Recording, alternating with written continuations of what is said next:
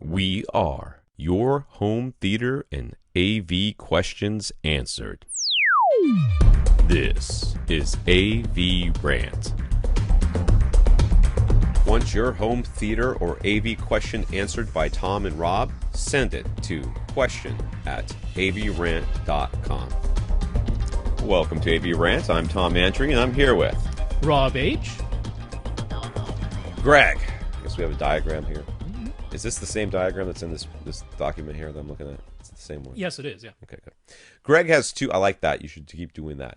We're trying. Thank you. Greg has two PB1000s and one HSU VTF2 Mark Vs.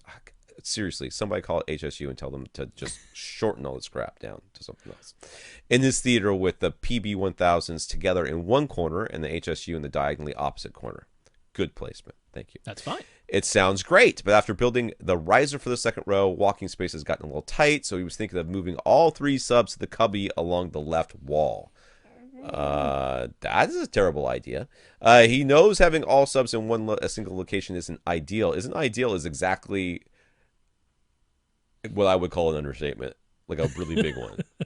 But what if he puts some bass traps in the corners of the cubby? Would that help? Nope.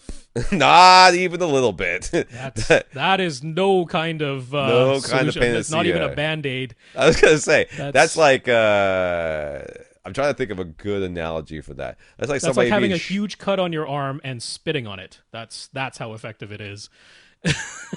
That's a good one. I was going for a cut. I was going for a cut and somebody handing you like something not like a Lego. Here's a Lego. Like, what the hell am I supposed to do with this Lego? Yeah, this is in no way going to help you. You put them all there. You've now made one big sub. That's right. Not only that, one big sub that's being reinforced on five sides, right? Yeah.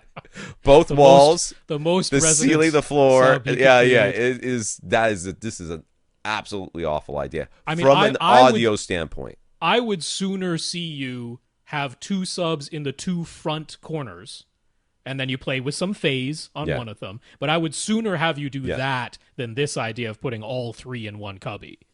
Now, can you put like the two SVSs in the cubby and then the HSU across from the cubby on the other wall? Can you do that? It doesn't really look like it because of the walkway thing. Yeah, I know it doesn't, but this is from an audio standpoint, this is going to be terrible. It seems like he does need to walk behind that back row, because I don't know where the doors and openings are in this room, but from what he was describing, it seems like he needs to walk behind it. Because I was thinking maybe you could put one sub right underneath your screen in the middle of the front of the room, and then have the other sub in the middle of the back of the room. Well, it's a riser. I bet the riser goes all the way to the wall. He doesn't show it here, but I bet it does. It's not the way he sketched it. That's why I'm thinking he actually has sometimes the door is at the back of the room, right? So you enter at the back and you have to have a walkway behind all the seats. I'm not sure.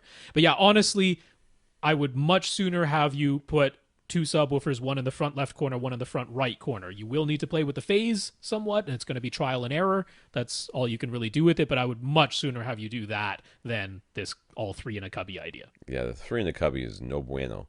There's really, surely we could do something. Now, understand that when Rob says he'd rather you put both of them up front, it is under extreme duress and only under threat of putting three subs in one little cubby hole. It's about the only time that Rob will freely give that advice, that the three subs, cubby holes, could go with that. That's the only time, and because two of them up front, it's a bit of a nightmare trying to get them to do what we were trying to get them to get your back to experiencing. Sometimes you luck out, because there's going to be the people who said I did it and it sounded fine within a few adjustments. It's like sometimes in trial and error you luck out. Yeah, but it's more involved. Yeah, there's no point. That's his only question. All right, sorry, dude. I feel like we're the bearers of bad news today. I don't know what's going on with that. Sometimes that's the way it goes. It's like that one podcast where we just kept telling people not to buy stuff. That's right. Our advertisers are going to love that. Oh, that's right. We don't have any advertisers. Maybe that's why we don't have any advertisers. Keep telling people not to buy stuff. What are we going to do?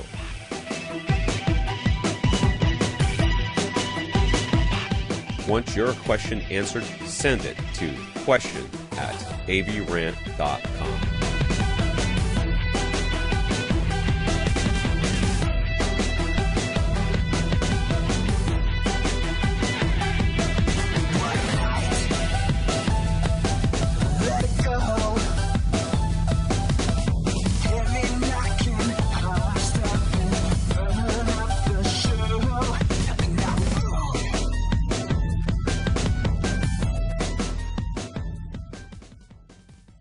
This is AVRant. Now go out and listen to something.